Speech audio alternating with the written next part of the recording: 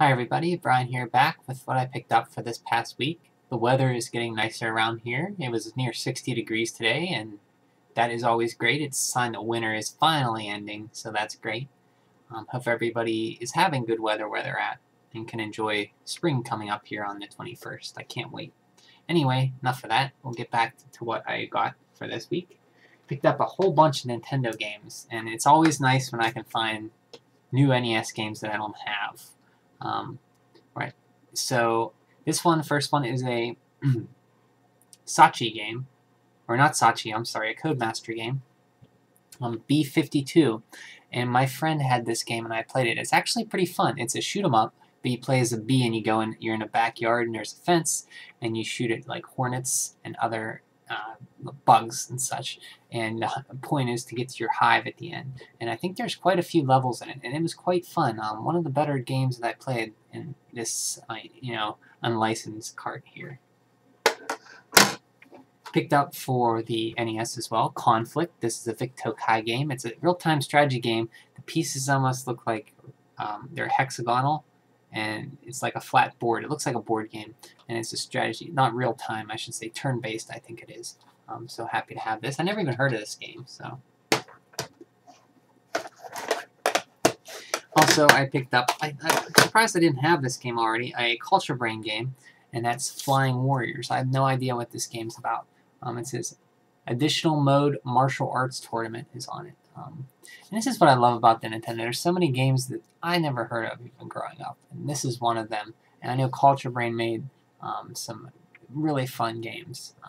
I have a few of them. Another game I never heard of, another baseball game on the NES, and I never even seen this or heard of it. It's Legends of the Diamond, the Baseball Championship game.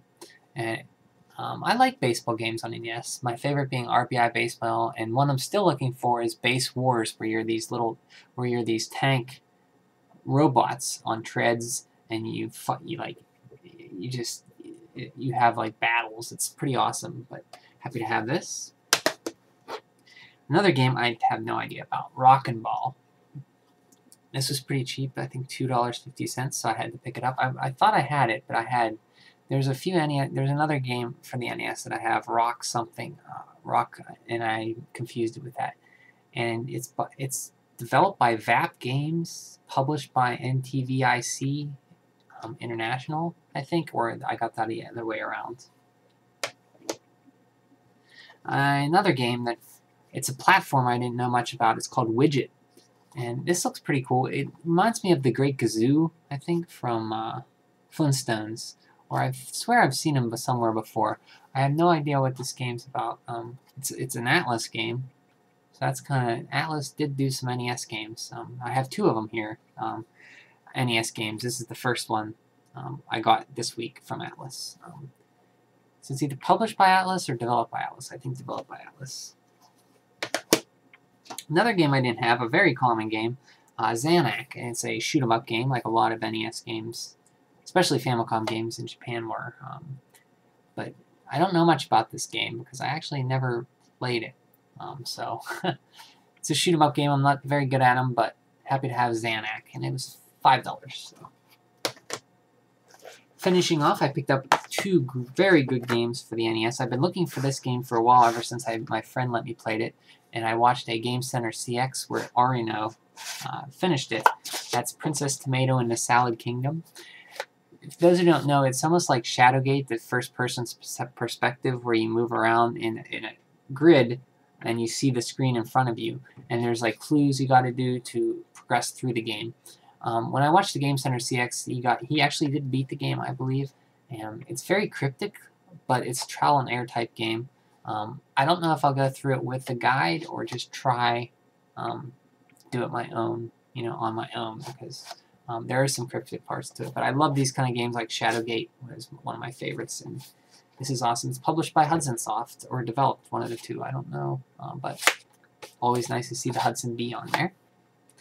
Another game I got for the NES, I never even ever played this one or seen it as a kid. It was a late NES release, I think in 1991. It's another Atlas game, and that's Rockin' Cats. It doesn't have the manual, but it has the box, so that's always cool. And it looks very neat, like almost get a Chip and Dale type of vibe from it. The graphics, it's a side-scroller. It says, it's a dance with danger when Wily tries to rescue Jill. I guess you're the cat, Wily. The hippest, coolest cat in New York. Wily is hot on the tail of local crime boss Muggsy. The fur's gonna fly because Muggsy just catnabbed Willie's girl, Jill, and stashed her away. To find her, Willie has to face hoods on the streets of the Big Apple, dual desperados in the Wild West, dogfight ace pilots at 40,000 feet, and avoid being derailed at the amusement park. But he's not called the Rockin' Cat for nothing, and when he starts breakdancing and body slamming, his enemies make room on the dance floor. So I guess you dance too. Interesting. But if you see on the back here, you see you have like a punching glove. You see, it almost like reminds me of Fat Cat at the end of Rescue Rangers. It got this vibe from it. And I love Rescue Rangers. So another great, I love platformers on the NES, and I'm happy to have this game to add to my collection. And getting close up to 500 games now. Well, actually not. I'm about 446, so I got 40-some to go to get to 500. They're getting harder to find now, but when I do find them, it's like Christmas morning finding an NES game I haven't had before. Also today I picked up new Yoshi's New Island on the 3DS. I've recently finished replaying. Didn't finish it, but I've been replaying the original Yoshi's Island on the 3DS, the Game Boy Advance version.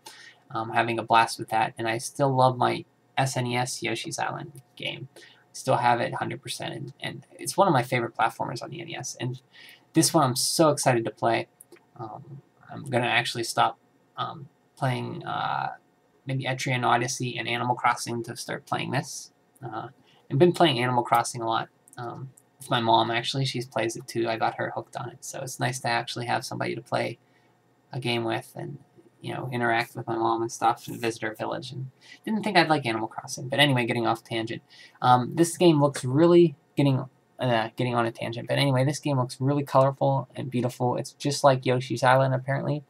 I hope so. It says New Adventure, New Island, New Adventures, Same Extraordinary Yoshi, New Yoshi Transformations, Superstars, Dash and Destroy, Vehicles, you tilt to steer, and toss eggs to uncover secrets and new paths.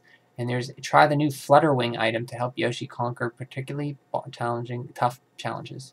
I like the look of this game. I think the graphics look beautiful just from seeing the pictures and some of the video I saw online. I'm really excited to have this. Also, for the GameCube, I picked up, I never heard of this game, but it's like it looks like a really colorful, cel-shaded, almost Beautiful Joe style skateboarding game. It's called Go-Go Hyper Grind. I've never played it, but I haven't picked up a GameCube game in a while because they've been really, I pretty much have a lot of the ones I want, and that the ones that I do want, like Ikaruga and those ones are kind of, I never see them anymore, and they go for like $40 or $50 when I do see them. I just hadn't had the money one time to get them, but happy to have another GameCube game to go into my collection. Picked up for $5, I picked up for the Sega CD, and long time coming, another Sega CD game, Rise of the Dragon. Looks like a full motion video game. Picked it up at half-price books, as you can see. Don't know much about it other than GameSack did a review and they rated it like an underrated game or something, but really cheap, picked it up, good condition, and of course, like all Sega CD games, you find the jewel case does not hold up. You can see it's cracked here, which is disappointing, but if you find cheap sports games, you can swap the case, so it's no big deal. For the Super Nintendo, I picked up a game I never heard of. It's called The Ignition Factor, and I looked it up online. And it's a firefighting game, like top-down perspective, where you fight fires, rescue. You have a certain number of people to rescue at the beginning of the stage, and you got to get them, from what I understand, rescue them. You put out the fires on the way. Very interesting game. The box art, the cover art, is kind of generic. Has a guy with a fire going into a fire. The Japanese box art is a lot cooler, but happy to have that. It's made by Jaleco. I've been picking up. That's just like the third Jaleco game in 2 weeks I got. If you count the Russian beat games, I got Peacekeepers and Brawl Brothers last week. Okay, also for the Game Boy, I picked up a Game Boy game I've been looking for a while, and that's Operation C, or Contra Operation C, Contra the Operation C, or Operation C. Anyway, it's Contra, and I love Contra, and I never played it, so it was cheap, picked it up. And I was about to get this on the 3DS Virtual Console if I had it, but because they released it. And that's Kid Icarus of Myths and Monsters. And I found this for pretty cheap. And it actually came with the instruction manual too, and it looks like it was in that flood or something, because it's all like kind of a little bit like it was water and it dried out, but it's still pretty good. And I love instruction manuals. I was looking through this here, and you see Pit and Palutena. You see just colorful instructions and drawings, and it takes me back. I wish games came with instruction manuals. I understand they don't anymore, but oh well. At least I got to grow up and have instruction manuals while I could. That sounds really dorky, but I like instruction manuals. And from what I understand, I wasn't a big fan of the original Kid Icarus, but this one improves on it a lot. So that's all I've heard and all I know about it. So here we go. Also picked up, to complete my Final Fantasy Legend collection, I picked up Final Fantasy Legend 3. And this is a very well-received game. I've never played it, but this is the re-release, the Sunsoft release that was released in oh god, it must have been 90-something, late 90s, mid-90s, I forget. The original one was released by Square. This was re-released by Sunsoft. And for the Genesis, I picked up Zany Golf. Looking at the back, it's like a miniature golf game, but I've heard it's really good on the Player One podcast. They, I think, recommended it, or Generation 16 that Greg Stewart was doing. They mentioned something about getting to Zany Golf. I've never even heard of it, but I love mini golf, and it's like a whole bunch of crazy mini golf courses that you try to go through, so happy to have that. And that's everything I got this week. As you can tell, I'm very happy that spring is coming here and get done with this stupid cold weather. I'm happy to have find some NES games that I didn't have, and Yoshi's New Island I'm really looking forward to. So everybody have a great weekend, and I'll see you again. Bye.